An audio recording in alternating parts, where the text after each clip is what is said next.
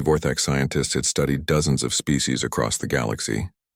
They had broken the minds of crystalline Zephyrians, shattered the will of the mighty Gorvons, and reduced the proud Altarian warriors to whimpering shells.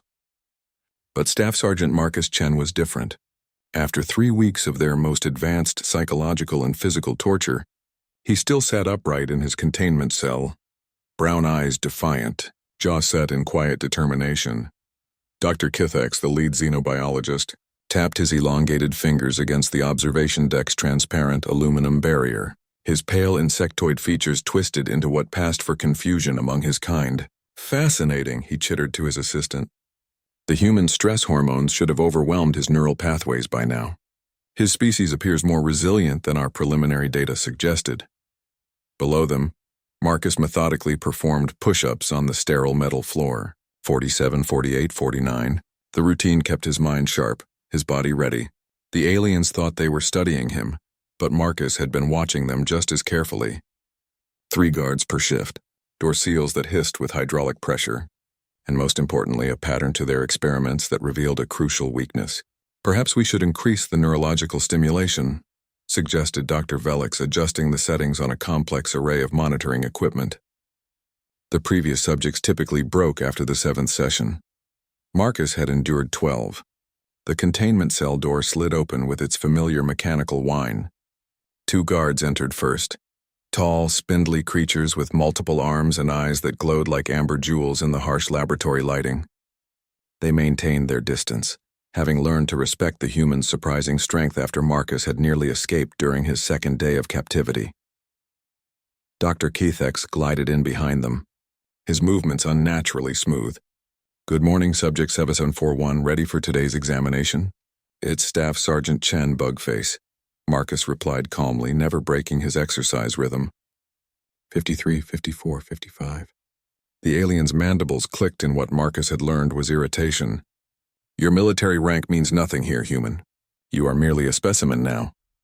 Marcus finally stopped his push-ups and stood slowly, rolling his shoulders.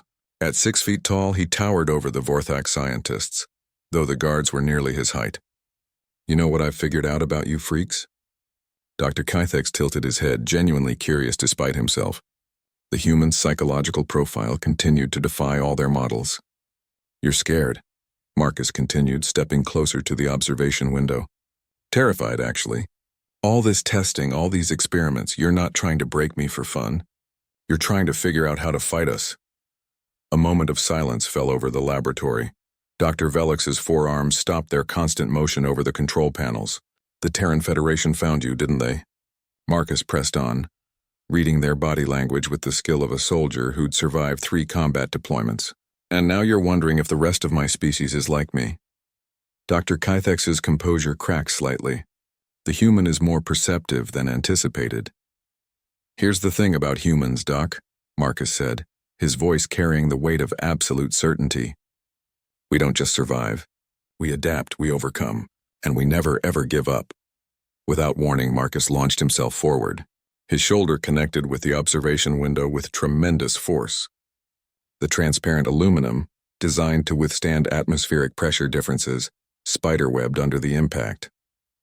Alarms shrieked throughout the facility. The guards raised their energy weapons, but Marcus was already moving. He grabbed the nearest guard's weapon arm and twisted sharply. The alien's natural joint structure worked against it as Marcus used leverage and physics to snap the limb in 3 places. The second guard fired, but Marcus had positioned himself perfectly, using the first guard as a shield.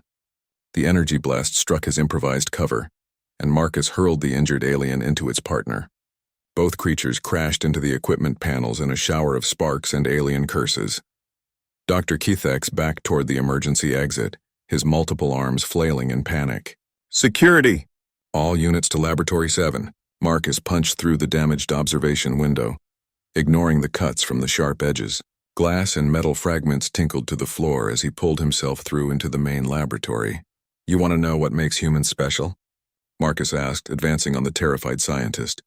Around them, computers sparked and failed, their delicate alien circuitry overloading from the damage. "We don't just break under pressure. We become pressure." Dr. Kithex's back hit the laboratory's main computer core. "Please, the data we've collected could be valuable to your species." The only thing you need to know, Marcus interrupted, grabbing the alien by his thin neck, is that Earth doesn't negotiate with kidnappers. With systematic precision, Marcus began destroying the laboratory's equipment. Decades of research on dozens of species went up in smoke and sparks. Each computer core he smashed, each databank he corrupted, represented the suffering of countless beings who had been broken in this sterile hell. Security forces flooded into the laboratory, but the damage was already done. Marcus stood surrounded by the wreckage of their most advanced research facility, breathing heavily but unbroken. In his hand he held the main data core, the repository of everything they'd learned about breaking other species. "You made one mistake," Marcus said as energy weapons trained on him from every angle. "You assumed that because you could capture one human, you could break humanity's spirit." He crushed the data core in his bare hands. "You thought wrong." Later, as the Vorthak fleet commanders received reports of their primary research facility's complete destruction and the loss of irreplaceable xenobiological data, they would realize the terrible truth. They hadn't captured a human soldier to study humanity's weaknesses. They had given humanity a reason to find them. Staff Sergeant Marcus Chen smiled as he was dragged away to a new cell. In 3 days, the Terran Federation fleet would arrive, following the beacon he'd activated during the chaos. Sometimes being captured was just another form of reconnaissance.